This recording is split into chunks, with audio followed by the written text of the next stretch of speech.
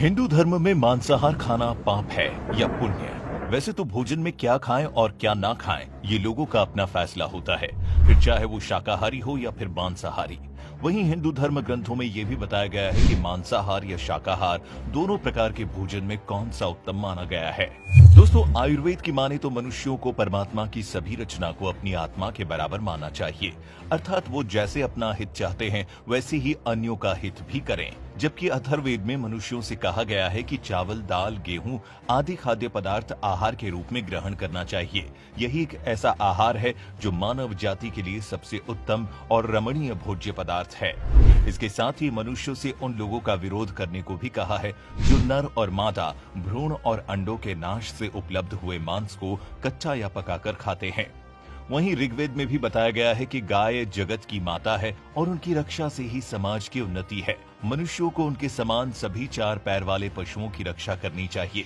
जबकि भागवत गीता के मुताबिक मांसाहार खाना मनुष्यों का नहीं बल्कि राक्षसों का भोजन होता है। मांस और मदिरा जैसी चीजें तामसिक भोजन कहलाती है।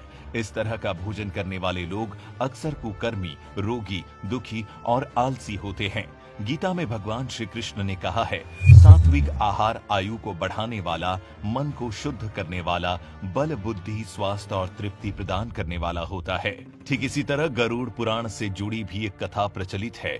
गरुड़ पुराण की इस कथा के अनुसार बचपन में एक दिन भगवान श्री कृष्ण यमुना किनारे एक पेड़ के नीचे बैठकर बांसुरी बजा रहे थे। उसी समय एक डरा हुआ हिरन दौड़ता हुआ आया और उनके पीछे जाकर छुप गया। तब भगवान श्री कृष्ण ने उसके सिर को सहलाते हुए पूछा कि वो इतना डरा हुआ क्यों है। तभी एक शिकारी भी वहां आ पहुंचा, बोला, ये मेरा शिकार है, इसे मुझे दे दो।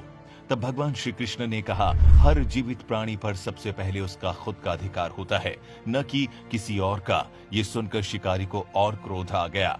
भगवान श्री कृष्ण ने कहा, किसी भी जीव को मारकर खाना पाप है, और उससे पूछा कि क्या वो पाप का भागी बनना चाहता है। तब शिकारी ने कहा कि वो भगवान श्री कृष्ण जैसा ज्ञानी नहीं है, फिर वो क्या जानूं मांसाहार पुण्य है या पाप। उसने कहा कि वो बस इतना जानता है कि जीव को मारकर खाने में कोई हर्ज नहीं। उसने कहा कि उसने जहां तक सुना है, जीव हत्या तो शास्त्रों में भी बताया गया है।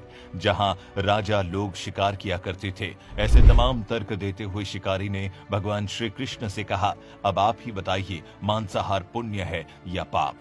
शिकारी की ऐसी बातें सुनकर भगवान श्री कृष्ण समझ गए कि इसकी बुद्धि मांस खाने के कारण तामसिक हो गई है और उसने सोचने और समझने की बुद्धि भी खो दी है।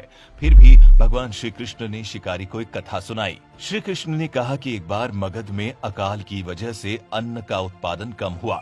राजा सोचने लगा कि अगर इस समस्या का शीघ्र निदान नहीं किया गया तो संरक्षित अनाज कोष भी खत्म हो जाएगा। उसके बाद संकट और भीषण हो जाएगा।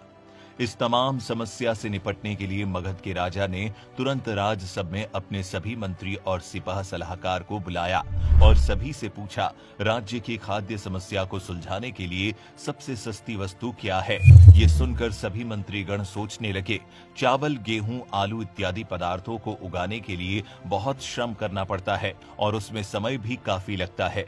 ऐसे में तो कुछ सस्ता हो ही नहीं सकता। तभी शिकार का शौक रखने वाले मंत्री ने कहा कि उसके मुताबिक सबसे सस्ता और पौष्टिक खाद्य पदार्थ मांस है। उसके बाद सभी सामंतों ने इस बात का समर्थन कर दिया, लेकिन मगध के प्रधानमंत्री अभी भी चुप थे। ये देख राजा ने प्रधानमंत्री की चुप्पी का कारण पूछा, जिस पर प्रधानमंत्री ने कहा कि ये वो नहीं मानते कि मांस सबसे सस्ता पदार्थ है। फिर उन्होंने अपने विचार रखने का कल तक का समय मांगा। प्रधानमंत्री उस रात मांसाहार का प्रस्ताव रखने वाले उसी सामंत के घर पहुंचे जिसने उस प्रस्ताव को रखा था। सामंत ने इतनी देर प्रधानमंत्री को अपने घर आया देख तो वो घबरा गया। किसी अनिष्ट की आशंका से वो कांप गया। प्रधानमंत्री ने कहा कि संध्या को महाराज बीमार हो गए, उनकी हालत बहुत ही खराब हो गई है। राजवैद्य ने कहा कि किसी शक्तिशाली देह का 2 तोला मांस मिल जाए तो राजा के प्राण बचाए जा सकते हैं। आप महाराज के सबसे निकट हैं, इसके लिए आज जो भी मूल्य लेना चाहें ले सकते हैं। आप कहें तो इस काम के लिए मैं आपको 1 लाख स्वर्ण मुद्राएं भी दे सकता हूं। इसके अलावा एक बड़ी जागीर भी आप मांग सकते हैं। बस आप हाँ कह दें, मैं कटार से आपके हृदय को चीर कर बस 2 तोला मांस निकाल लूंगा। ये सुनकर उस सामंत के चेहरे का रंग फीका पड़ गया। वो सोचने लगा, जब जीवन ही नहीं रहेगा तो लाख स्वर्ण मुद्राओं से मैं क्या करूंगा, और बड़ी जागीर भी किस काम की। अब वो झटपट अंदर भागा और अपनी तिजोरी से 1 लाख स्वर्ण मुद्राएं लेकर आया। मुद्राएं देकर उसने प्रधानमंत्री के पैर पकड़ लिए और गिड़गिड़ाते हुए कहा कि 1 लाख मुद्राओं में अपनी 1 लाख मुद्रा और मिला देता हूं। इस पैसे से आप किसी और के हृदय का मांस खरीद लें, किंतु उसे जाने दें। उसके बाद प्रधानमंत्री ने आगे कहा कि सामंत जी, आपका शरीर से बलिष्ठ है और कद काठी भी महाराज से मिलती है, इसीलिए राजवैद्य ने खास तौर पर आप ही का नाम लिया है। खुद को फंसता हुआ देख सामंत ने अंग वस्त्र और जूते पहन लिए। फिर उसने प्रधानमंत्री से याचना की कि वो इसके योग्य नहीं है। जब प्राण ही नहीं रहेंगे तो प्रधानमंत्री पद का या राजा का सिंहासन भी मिल जाए तो मैं उसका क्या करूंगा। आप चाहें तो मेरा सब कुछ ले लें, पर मुझे छोड़ दें। इतना कहकर वो अपने घोड़े की ओर भागा और घोड़े पर छलांग लगाकर बैठ गया। वो अभी चलने को ही था कि प्रधानमंत्री ने घोड़े की रस्सी पकड़ ली और सामंत से बोला, भागने की जरूरत नहीं है, आप आराम से घर पर ही रहो, मैं किसी और का प्रयास करता हूँ। ये कहकर प्रधानमंत्री वहां से चले गए। उसके बाद मुद्राएं लेकर प्रधानमंत्री बारी बारी से सभी सामंतों के घर पहुंचे और सभी से राजा के लिए हृदय का 2 तोला मांस मांगा, परंतु कोई भी राजी नहीं हुआ। सबने अपने बचाव के लिए प्रधानमंत्री को 1 लाख और 5 लाख मुद्राएं तक दी थी। इस प्रकार प्रधानमंत्री ने एक ही रात को करोड़ों स्वर्ण मुद्राएं जमा कर ली।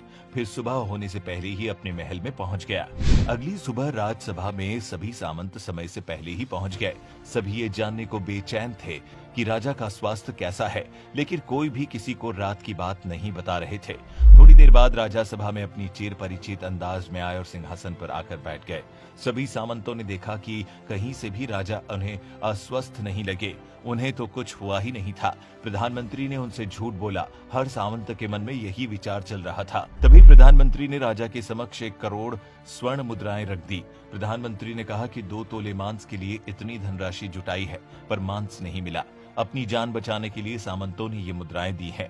अब ये विचार कीजिए मांस कितना सस्ता है। राजा को बात समझ में आ गई। उन्होंने प्रजा को अतिरिक्त परिश्रम करने का निवेदन किया और राजा के अनाज भंडार में से अनाज निकालकर श्रमिकों को दिया। उन्होंने पौष्टिक सब्जियों की खेती का तुरंत आदेश दिया।